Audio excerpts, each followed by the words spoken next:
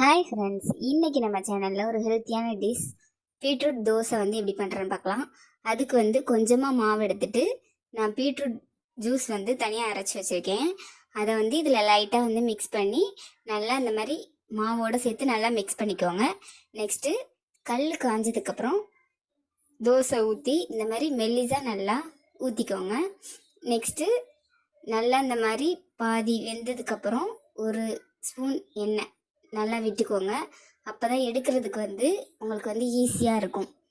Next இப்போ பார்த்தீங்கன்னா தோசை நல்லா முறுமுறுன்னு வெந்துடுச்சு. இதை அப்படியே எடுத்து திருப்பி போட்டுக்கலாம். திருப்பி போட்டுட்டு இப்போ பார்த்தீங்கன்னா சூப்பரான டேஸ்டியான தோசை 5 நிமிஷத்தில் ரெடி. நீங்களும் வீட்டில் இந்த மாதிரி கண்டிப்பாக ட்ரை பண்ணி பாருங்கள். வெஜிடபிள் சாப்பிட மாட்டேன்னு சொல்கிற குழந்தைகளுக்கும் கண்டிப்பாக இதை செஞ்சு கொடுங்க.